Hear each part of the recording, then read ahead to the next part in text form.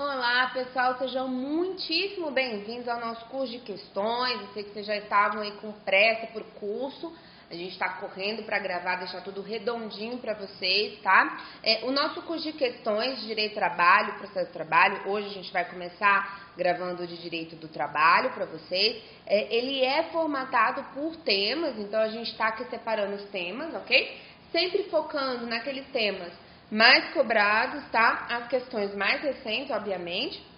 E você pode usar o nosso curso de questões como um termômetro. Aquele tema em que a gente está trazendo muita questão, obviamente, é porque ele tem uma recorrência. Aquele tema que a gente nem traz a questão, é porque ele nunca foi cobrado, ele é pouquíssimo cobrado, ele foi cobrado há 10 anos, às vezes foi cobrado só pelo SESC, nem chegou a ser cobrado pela FGV. Então, a gente nem traz, porque o foco aqui no nosso curso de questões é tanto fazer uma revisão, né, te ajudar a lembrar pontos importantes da matéria, como também entender aqui o que é cobrado, para você entender onde é que ficou ali alguma falha, se ficou alguma dúvida. Às vezes na aula teórica você não conseguiu apreender ou a gente não colocou com a devida clareza, você manda a dúvida que a gente tira. Então a ideia desse curso de questões é sanar qualquer aresta que tenha ficado. Beleza? Então vamos aqui, a gente vai começar com as questões sobre os princípios do direito do trabalho, tá?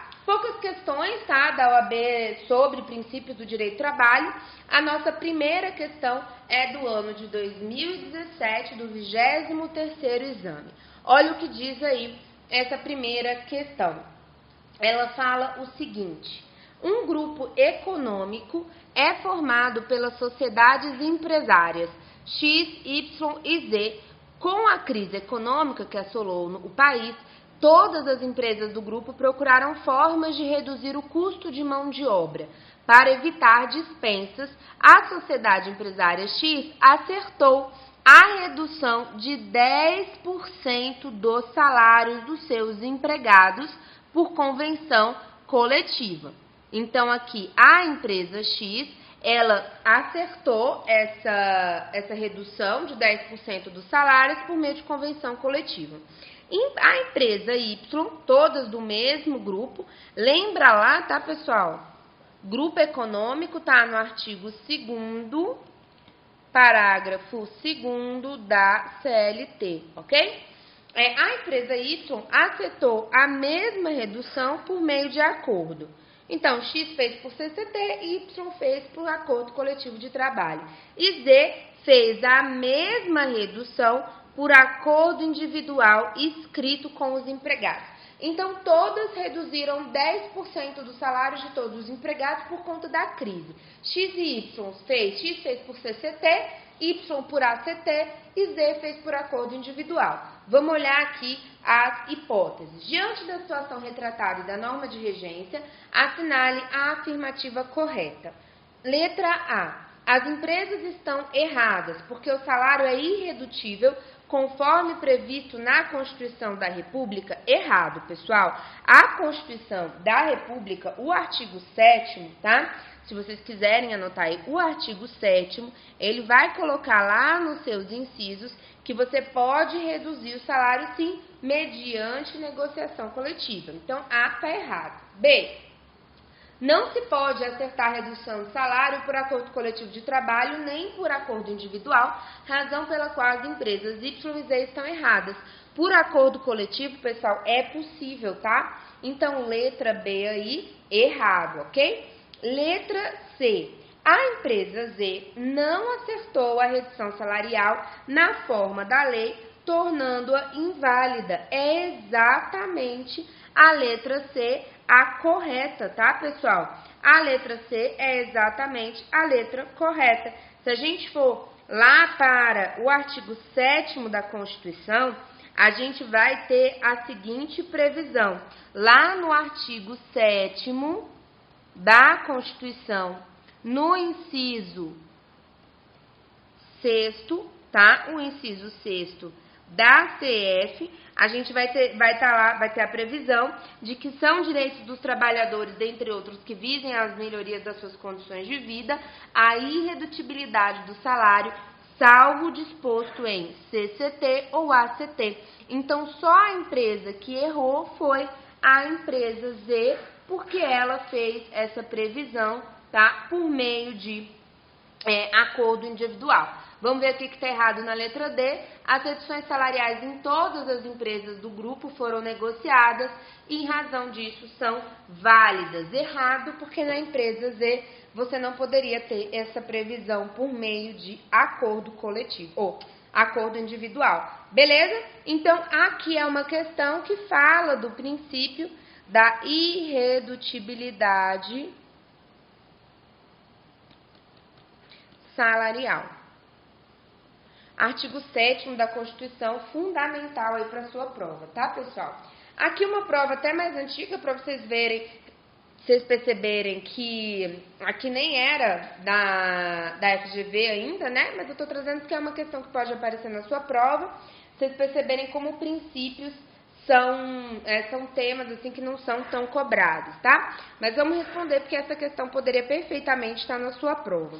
Délio Maranhão afirma, em face do artigo 468 da CLT, no direito brasileiro, o ius variandi somente poderá ser admitido dentro de limites muito estritos, sob pena de se tornar letra morta essa disposição legal. Viga mestra de nossa legislação do trabalho e principal garantia do emprego, contra o arbítrio do empregador. Assinale dentre as alternativas aquela que se vincula corretamente à passagem acima transcrita. Essa é uma questão clássica de princípio, pessoal, em que o examinador, ele te dá uma situação, problema, ele te dá um texto, ele te dá um caso, e ele pergunta qual é o princípio, ou o princípio que o autor está falando, ou o princípio que se aplicaria àquele caso concreto. A gente trabalhou o 468 lá no princípio da inalterabilidade lesiva, quando a gente falou de alteração contratual. Para ganhar tempo e deixar o seu estudo mais otimizado, a gente foi falando dos princípios ao longo das aulas, né? Até porque princípio especificamente é algo que cai muito pouco. E a gente viu que lá no 468 da CLT, ele vai dizer que você só pode alterar o contrato de trabalho com a anuência do empregador e se não prejudicar a sua condição de vida. Então, o 468 traz dois requisitos para que você consiga alterar em regra o contrato de trabalho, que não gere prejuízo para o empregado e que haja anuência. Essa é uma aplicação direta do princípio da inalterabilidade lesiva. E é exatamente aqui, ó, a ideia que está na linha C, na letra C aqui da sua questão. A letra A fala do princípio da inalterabilidade bilateral.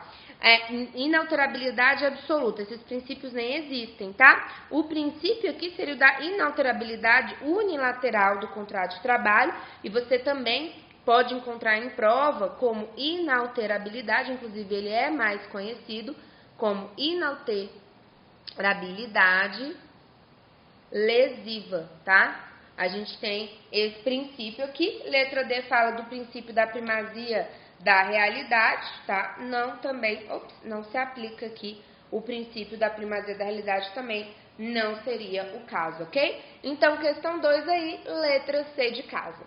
Vamos passar para frente e agora a gente vai resolver algumas questões sobre relação de trabalho e relação de emprego. Essa é uma questão específica que eu trouxe aqui para vocês, que vai falar do empregado doméstico, tá? Uma questão bem interessante, inclusive. Olha só o que fala aqui, uma questão de 2018, relativamente recente, lá do 27º exame da OAB. Paula trabalha na residência de Silvia 3 vezes na semana como passadeira.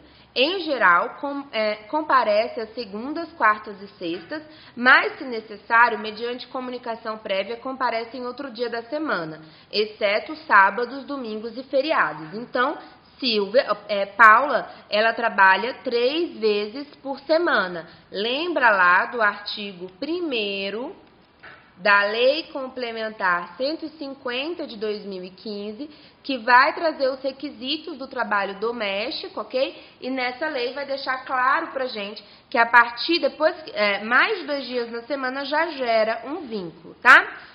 Continuando aqui o enunciado, a CTPS não foi assinada e o pagamento é por dia de trabalho. Quando Paula não comparece, não recebe pagamento e não sofre punição. Mas Silvia costuma sempre pedir que a ausência seja previamente comunicada. Paula procura você como advogada com dúvida acerca de sua situação jurídica. À luz da legislação específica em vigor, assinale a opção que contempla a situação de Paula. Letra A. Paula é diarista, pois trabalha apenas 3 vezes na semana? Não. Paula é autônoma porque gerencia seu próprio trabalho, dias e horários? Ela não gerencia, né, pessoal? Ela tem que comunicar, pelo que está descrevendo aqui, não é uma verdadeira bagunça. Paula é eventual? De jeito nenhum. Letra D. Paula é empregada doméstica por força do artigo 1º da Lei Complementar 150 de 2015, beleza? Então, aqui uma questão que fala de vínculo empregatício doméstico, importante, que pode se repetir aí na sua prova, tá? Eu tô colocando aqui o gabarito para vocês. E aí, agora a gente vai falar de questões sobre grupo, sucessão e responsabilidade de empregadores, tá? Questão 4 aí, uma questão cobrada na prova de 2019, no 28º exame. Vamos lá ler essa questão. Alaô, insatisfeito com o pequeno lucro do restaurante do qual era sócio, retirou-se da sociedade empresária e averbou na respectiva junta comercial novo contrato social onde constava sua retirada. Então, aqui, o Alaô, deixa eu voltar aqui, Alaô é um sócio retirante, ok? Sócio, deixa eu só arrumar essa letra que ficou horrível, né, pessoal? Sócio, ele é um sócio retirante. Ele se retirou, averbou na junta comercial a sua saída da sociedade. O empresário, 36 meses depois, pessoal, é aproximadamente 3 anos, tá? Após esse fato, foi surpreendido com sua citação em uma reclamação trabalhista ajuizada dias antes. Sobre a hipótese apresentada, considerando a atual redação da CLT, assinale a alternativa correta. Pessoal, antes da gente ler as alternativas, eu quero te lembrar que lá no artigo 10 da CLT, ok? Lá no artigo 10A, na verdade, da CLT, a gente traz essa consta essa responsabilidade. Então, você vai ler o 10A da CLT, ok? Porque lá vai deixar bem claro que só vai ser essa responsabilidade do sócio retirante só será aplicada se as ações forem ajuizadas até 2 anos depois de averbada a modificação. Então, até 2 anos após averbada a modificação é que eu posso falar em responsabilidade do sócio retirante, tá? Nesse nosso exemplo aí, passou, na verdade, 3 meses. Vamos ler aqui os itens. Letra A. Alaô responde solidariamente pelos débitos da sociedade na ação trabalhista em referente? Não, ele nem é responsável.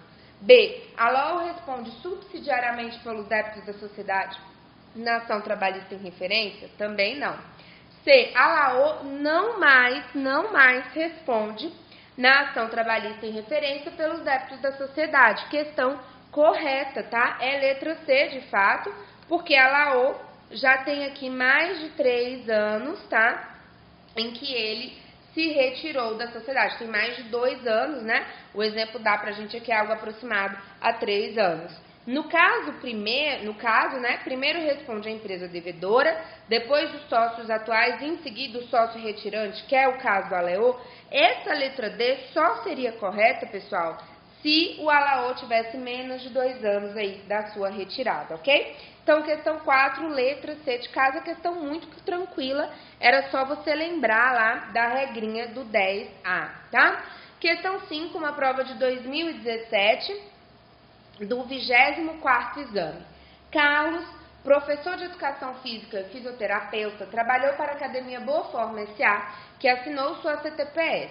Cumpria jornada de segunda a sexta, deixa eu só colocar aqui, cumpria uma jornada de segunda a sexta, das 7 às 16 horas, com 1 hora de intervalo para almoço. Ao longo da jornada de trabalho, ele ministrava 4 aulas de ginástica com 50 minutos de duração cada e também fazia atendimentos fisioterápicos previamente marcados pelos alunos da academia na sociedade empresária siga em boa forma limitada. Então, aqui ele trabalhava, na verdade, para duas empresas, que aparentemente, olha aqui o que ele fala, do mesmo grupo econômico da academia, sem ter sua CTPS anotada. Dispensado, Carlos pretende ajuizar uma ação trabalhista. Diante disso, em relação ao vínculo de emprego, assinale a alternativa correta. Pessoal, aqui o que eu quero que você se recorde, tá?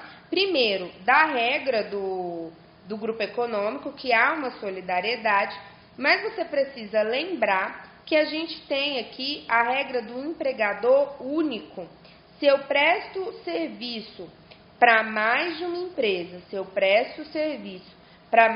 empresa, do mesmo grupo econômico, eu tenho só um contrato de trabalho. Isso aqui é a regra do empregador único, ok? Isso está na súmula 129 do TST. Então, você vai anotar aqui primeiro o artigo 2º, parágrafo 2º, que cuida do grupo econômico. É um artigo importante, tá? Com uma alta incidência nas provas. E você vai lembrar da súmula 129 do TST. Você vai lembrar aqui que a prestação para mais de uma empresa, prestação de serviços, né? Para mais de uma empresa do mesmo grupo, tá? Na mesma jornada, nesse caso, mesmo momento ali, né? Não vai garantir a coexistência de mais um contrato. Eu tenho a regra do empregador único. Os dois vão ser solidários, mas eu não tenho dois contratos de trabalho de jeito nenhum, tá? Então, vamos ver aqui os itens. Letra A. O caso gera duplicidade de contrato de emprego, sendo as empresas responsáveis solidárias nos débitos trabalhistas? Não gera duplicidade, elas são solidárias, mas não gera duplicidade. O caso gera duplicidade de contratos de emprego, sendo as empresas responsáveis subsidiárias? Não gera duplicidade, não são subsidiárias. O caso gera duplicidade de contrato de emprego, cada empresa com sua responsabilidade? Não gera duplicidade, não tem separação da responsabilidade. O caso não gera coexistência de mais um contrato de trabalho. Perfeito. Aqui, súmula 129 do TST. Ok, pessoal? Uma questão bem tranquila também, tá? Letra e literalidade da súmula. Então, aqui, vamos fazer uma questão sobre trabalho doméstico agora, tá? Na prova de 2017, 22º exame, a gente teve uma questão aí de trabalho doméstico. Olha a questão. Sueli trabalha na casa de Rogério como cuidadora de seu pai, pessoa de idade avançada e enferma, comparecendo de segunda a sexta-feira, das 8 às 17 horas, com um intervalo de 1 hora para a refeição. De acordo com o caso narrado e a legislação de regência, assinale a afirmativa correta. A. O controle escrito não é necessário porque menos de 10 empregados trabalham na residência. Pessoal, isso aqui está errado. Essa previsão, só para a gente revisar, de fato está na CLT, no artigo 73, parágrafo 4º, tá? Eu tenho essa previsão, de fato, na CLT, mas não é a regra que está na lei dos trabalhadores domésticos, tá? Então, você tem que ter muito cuidado, porque às vezes você está sabendo o que acontece na lei, né, do contrato de trabalho, na CLT, mas você não está lembrada, tá, dessa lei dos domésticos. Tem que, sempre que falar de trabalho doméstico, ok? Sempre que você for falar de trabalho doméstico, você tem que lembrar da Lei Complementar 150 de 2015, porque aqui a gente tem uma regra específica, tá? Lá no artigo 12 da Lei Complementar 150 de 2015, a gente vai ter a previsão de que é obrigatório o registro de ponto do empregado doméstico. Então, o empregado doméstico ele tem que ter registro de ponto independente do número de empregados da casa, ok? Vamos voltar aqui para os itens. Letra B. A lei de regência prevê que as partes podem acertar por escrito a isenção de marcação da jornada normal, assinalando apenas a eventual hora extra. Errado. A lei fala que é obrigatório o registro, tá? É obrigatório o registro do empregado doméstico.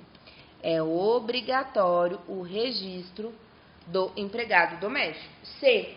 A lei é omissa a respeito, daí porque a existência de controle deve ser acertada entre as partes envolvidas no momento da contratação. A lei não é omissa, o artigo 12 fala dessa previsão.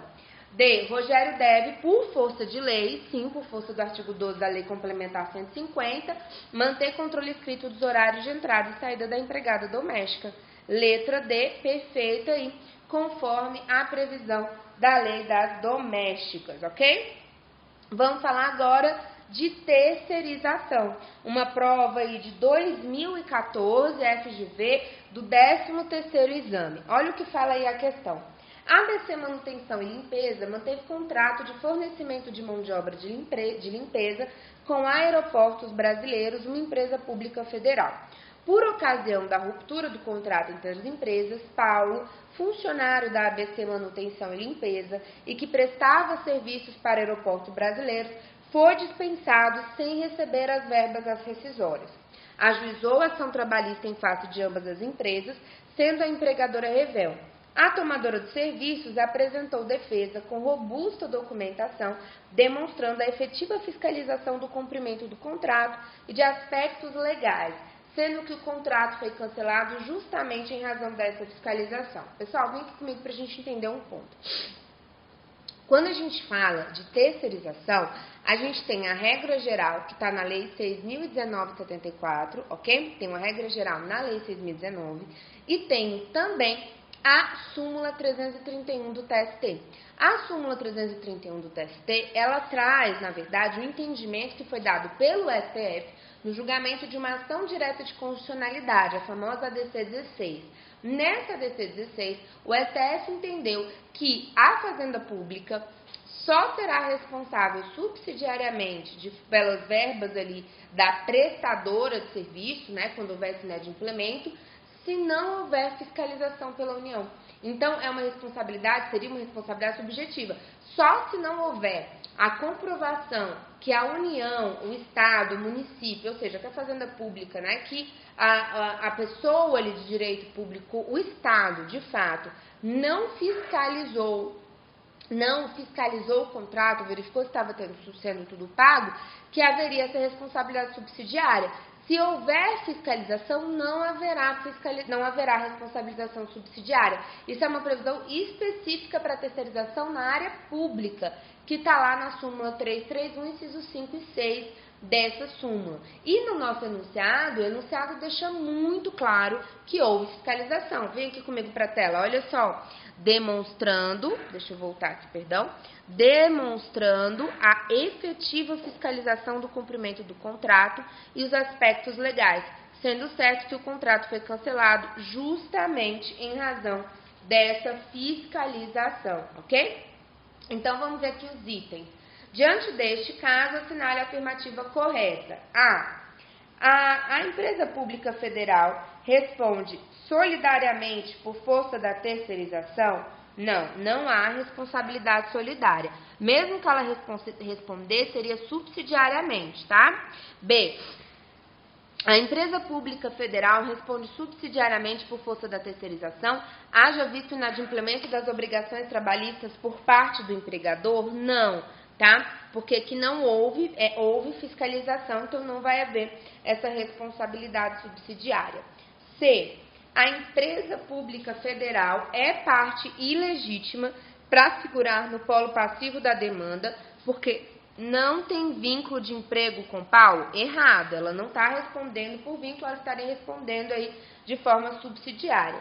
D. A empresa pública federal não responde pelo inadimplemento das verbas trabalhistas, porque sua responsabilidade não decorre do simples inadimplemento contratual, tendo ficado provado, no caso, que houve efetiva fiscalização por parte da tomadora de serviços. Letra D de dado, ok? Então, pessoal, a gente termina aqui esse primeiro bloco de questão de direito do trabalho. Já a gente volta com mais um bloco de questões de Direito Material do Trabalho. Até já!